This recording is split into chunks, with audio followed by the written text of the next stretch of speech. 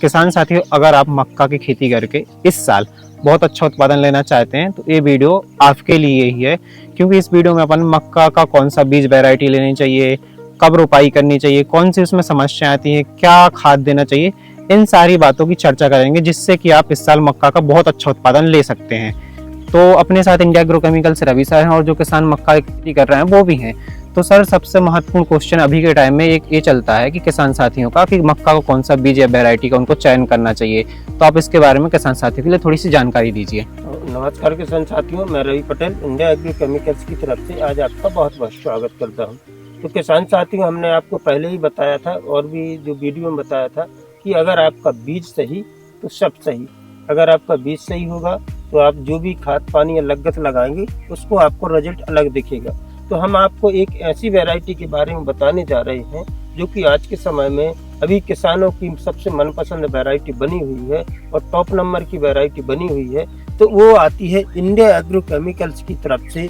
ये जो वैरायटी आप देख रहे हैं लाइव प्रूफ के साथ, जैसा आप पैकेट में देख रहे हैं, जैसा आप उसमें देख रहे हैं, जैसा कि प्लाट में देख रहे हैं, मतलब तीनों जगह सेम एक सा दिखता है। ये आती है इंडिया एग्रोकेमिकल्स की तरफ से। मक्का की वैरायटी वो है 30-30 मक्का की वैरायटी। सर, 30-30 मक्का की वैरायटी के बारे में तो आपने बताया कि 30-30 मक्का की वैरायटी किसान साथियों के लिए लगानी चाहिए। इसकी क्या खासियत है जो किसान साथियों को लिए इसको लगाना चाहिए, इसके बारे में और आप बताइए थोड़ा सा। तो किसान साथियों, सबसे ज्यादा तो एक ही रहता है कि आपका इसका मजबूत तना रहेगा, ठीक है। दूसरा बात है कि इसका जो भुट्टा है वो भी बहुत शानदार निकलेगा। आप यहाँ से देख सकते हैं, बिल्कुल कतार बाई कतार और सिंगल भुट्टा निकला हुआ है एक ही फूल में, ठीक है।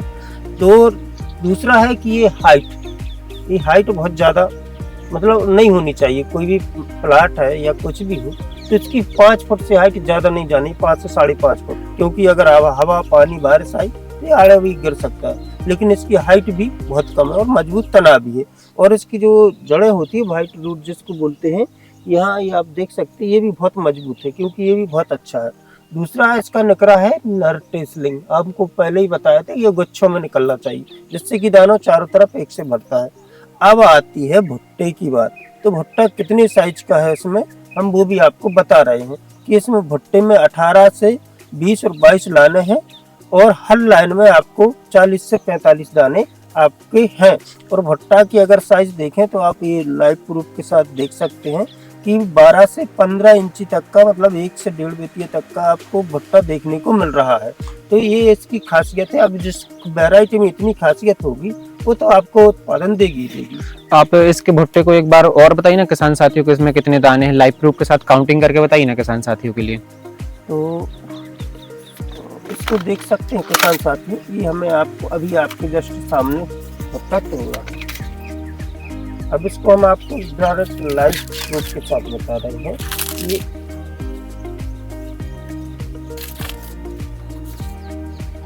ये देखिए, इसको पूरा दाना एकदम भरा हुआ है और ऑरेंज अभी थोड़ा सा ये कच्चा है इसलिए ऑरेंज कलर का नहीं हुआ है, लेकिन ये हो जाएगा। यहाँ से देखिए आप, हम आपको एक पूरा भुट्टा बिल्कुल निकाल के बता रहे हैं। यहाँ देखिए, ये देखिए आप कितना मजबूत भुट्टा है। आप इसके दानों की बात करें तो इसमें से आपको हम लाइव प्रूफ के साथ बता सकते हैं कि बिल्कुल एक सी कतार बाई कतार दाने भरे हुए। ये देखिए, यहाँ से आपको कितने दिख रहा है। इतना बड़ा भुट्टा अगर आपके हर फील्ड में होगा तो ये उत्पादन देगा ही देगा। साथ ही हम आपको दाने भी काउंट करके बता रहे हैं कि इसमें कितने दाने हैं। 1 2 3 4 5 6 7 8 9 10 11 12 13 14 15 16 17 18 19 20 21 22 23 24 25 26 27 28 29 30 31 32 33 34 35 36 37 38 39 40 41 42 43 44 45 दाने। तो जैसा कि किसान साथियों हमने आपको बोला था कि जिस वैरायटी में ये सब बातें होती हैं, 20 से 22 लाने होती हैं, भुट्टा मजबूत होता है, छुई इसकी बिल्कुल आप देख सकते हैं कि बिल्कुल पतरी हुई हो, मतलब अंदर की, तो उसमें आपको बहुत अच्छा उत्पादन देखने को मिलता है। एक भुट्टे में दानों की वजन कितना निकलेगा अगर ये सूख के पूरा तैयार हो जाए तो लगभग? तो सर इसमें अगर आप दानों की बात करें, ये पूरा सूख के कंप्लीट होगा जब, तो ये ऑरेंज नारंगी कलर का और मजबूत दाना आएगा। तो इसकी अगर दानों की बात करें तो इस भुट्टे में लगभग आपको 250 से 300, और अगर आप ये थोड़ा और बड़ा भुट्टा है तो 350 से 400 ग्राम तक का इसमें वजन निकलेगा एक भुट्टे में। सर आपने वैरायटी के बारे में तो इस तरीके से बता दिया कि अपन को इंडिया एग्रोकेमिकल की 30-30 मक्का की वैरायटी लगानी चाहिए जो सबसे अच्छी है। इसके बाद थोड़ा सा आप एक और बताइए कि वैरायटी का चयन तो कर लिया, किसान साथियों ने बीज ले लिया, उसके बाद उनको बीज का खेत में लगाने से पहले उसमें कौन कौन से खाद या कौन कौन सी सावधानी, मिट्टी किस तरीके से तैयारी करनी चाहिए, ये भी एक बहुत महत्वपूर्ण सवाल किसान साथियों का रहता है। इसके बारे में और आप थोड़ी सी जानकारी दीजिए। किसान साथियों, तो हमने आप बता रहे थे कि अगर आप 2 से 3 साल से रेगुलर मक्का की खेती कर रहे हैं तो सबसे पहले तो आपको हर 2 साल में उसमें कल्टी पुलाव करवा के अच्छी गहरी बखरनी करवा देनी चाहिए। इसके बाद अगर संभव हो सके तो आपको 6 से 8 टन सड़ी हुई गोबर की खाद आपको डालना ही डालना है, और अगर नहीं है संभव तो 2 से 2.5 टन तो आपको मतलब किसी भी कंडीशन में गोबर की खाद डालना है। अब नेक्स्ट आता है, कई किसान साथी बोलते हैं कि हाँ सर हमारे पास तो अभी ये गोबर की खाद नहीं हो पा रही है अभी, तो किसान साथी इसका भी ऑप्शन है कि आपको सिंगल सुपर जो फास्फेट आता है, सिंगल सुपर फास्फेट जो खाद आता है उसको आपको देना है।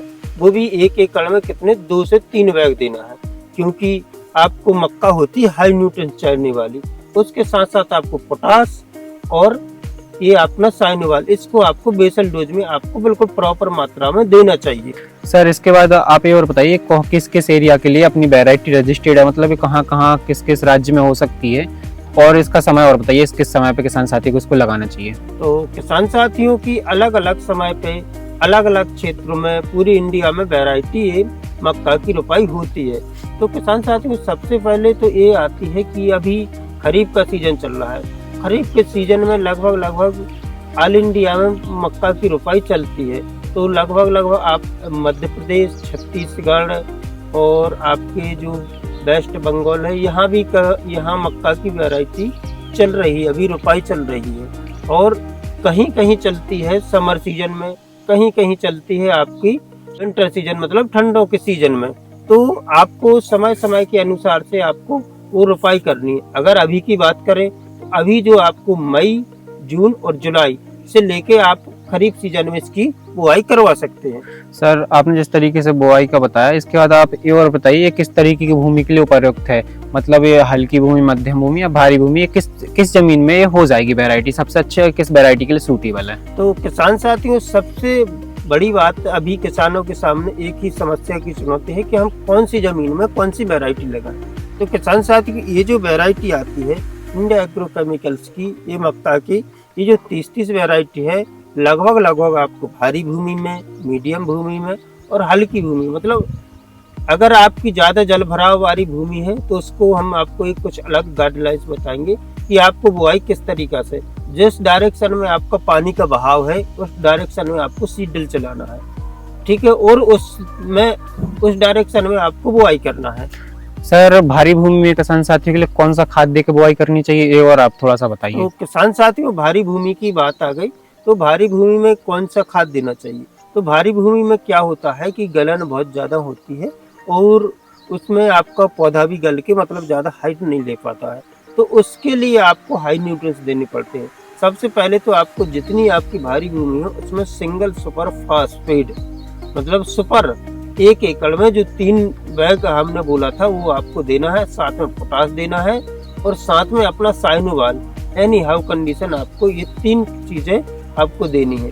अब बुआई से पहले ये बेसल डोज की बात हो रही है अभी, तो ये बुआई से पहले देना है। अब बुआई के समय आपको इसमें DAP मेंशन करके और सीड ड्रिल के साथ इसकी बुआई करवा दीजिए। मध्यम भूमि में कौन कौन से खाद किसान साथियों के लिए देनी चाहिए।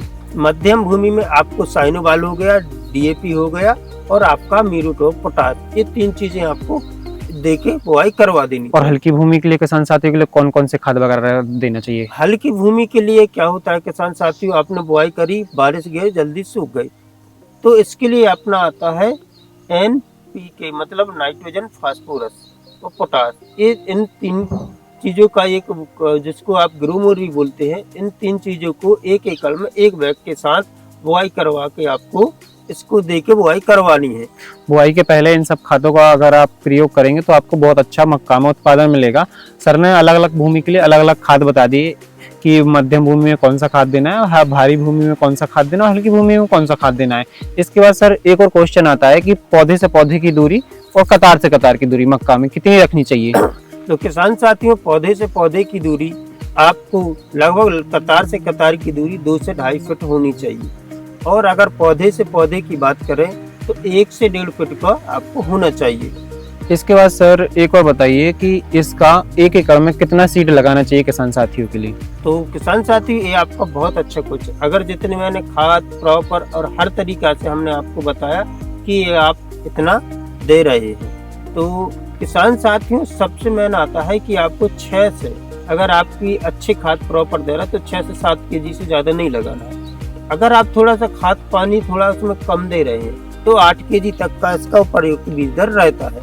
8 केजी तक का इसका उपयोग। इसके बाद सर बुआई किसान साथियों ने कर दी और मक्का की थोड़ी सी जर्मिनेशन भी हो गई, उसके बाद क्या उसमें कचड़ा वगैरह की समस्या आती है, तो उसमें किसान साथियों के लिए उसका कब कचड़ा की दवाई का प्रयोग करना चाहिए नींदाश्लाषक के लिए?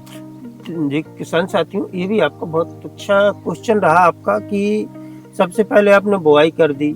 अब इसके बाद आपको करना क्या है कि बुआई से जैसे ही आपका पौधा जमे 4 से 8 दिन का होगा, तब सबसे पहले तो आपको कोई भी एक अच्छा इंसेक्टिसाइड देना चाहिए, क्योंकि अभी गर्मी का सीजन चल रहा है।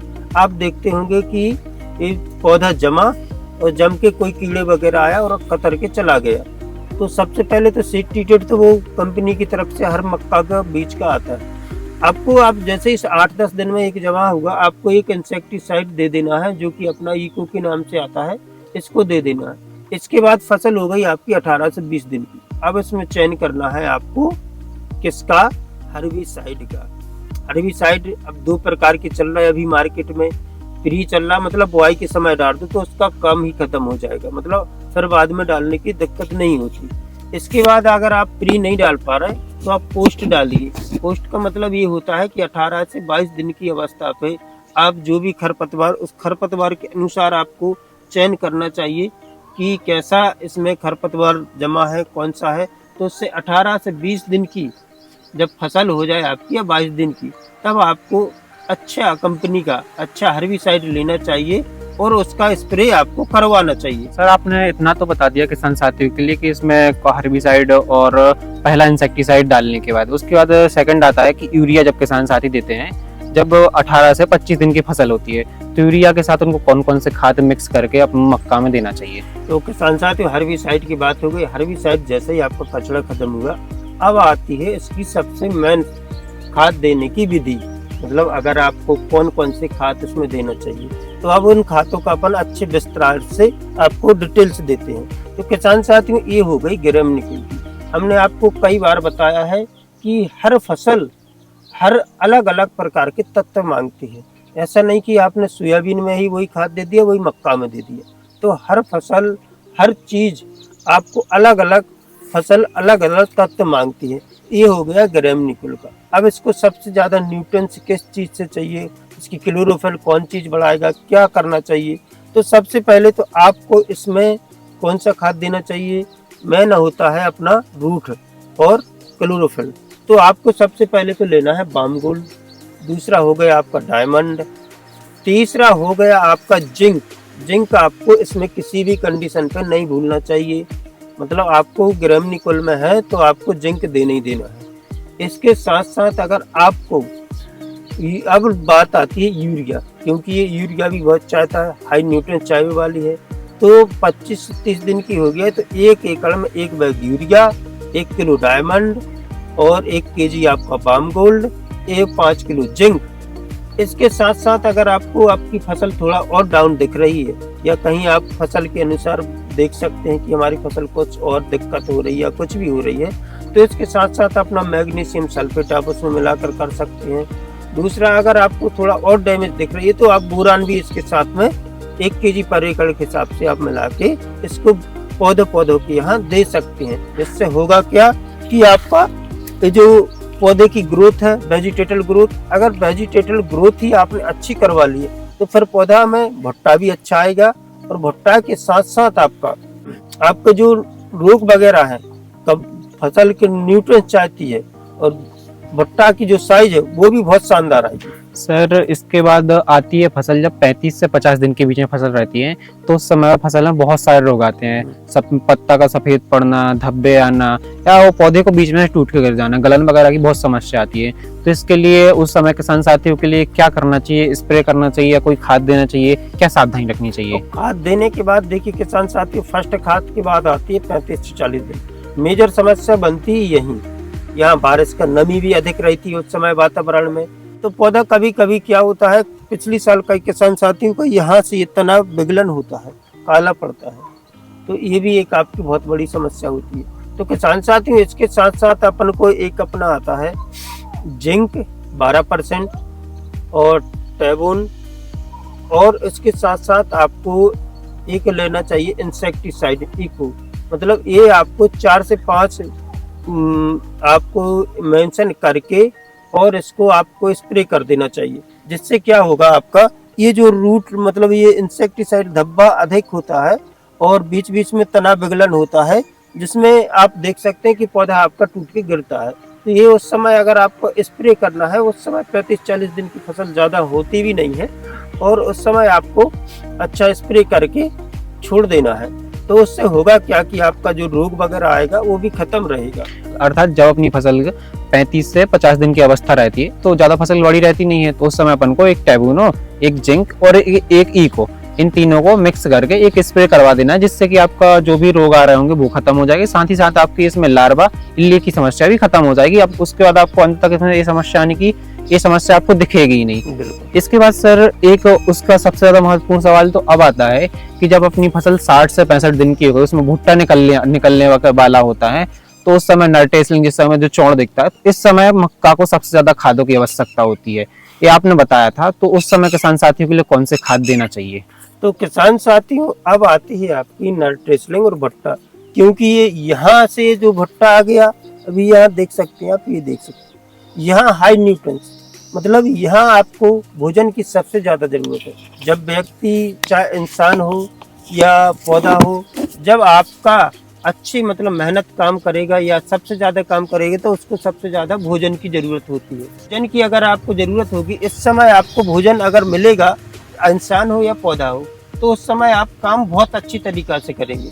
तो दूसरा आता है आपका भुट्टा, नर टेसलिंग और ये बेबीकॉर्न, छोटे छोटे भुट्टे जब रहते हैं, तो उस समय आपको एक ऐसा खाद देना है कि जैसे कि म्यूरेट पोटास अगर आप नहीं दे पा रहे तो 0050, बोरान और अपना डायमंड और यूरिया, इन 3 चीजों को मिक्स करके जमीन में छिड़कवा देना है। जिससे कि आपका होगा क्या कि जो कोई अभी आप देख सकते हैं ये भुट्टा ये रखा हुआ, ये इसी का कारण है कि इसमें अच्छा प्रॉपर खाद दिया हुआ है। तो आपका देखिए भुट्टा कितना है, 1 बीती का साइज है। तो इस तरीका का भुट्टा आपको निकलेगा। अगर इस तरीके का भुट्टा आपने पूरे खेत में बना लिया, तो आपको 28 से 40 क्विंटल की पैदावार देने से कोई नहीं रोक सकता। जिस तरीके से सर ने अपन को मक्का के बारे में और सारी जानकारी दे दी, इसके बाद भी अगर कोई किसान साथी सर से मक्का के बारे में जानकारी लेना चाहता है तो सर का नंबर मिल जाएगा, तो आप सर से इसके बारे में भी कांटेक्ट कर सकते हैं।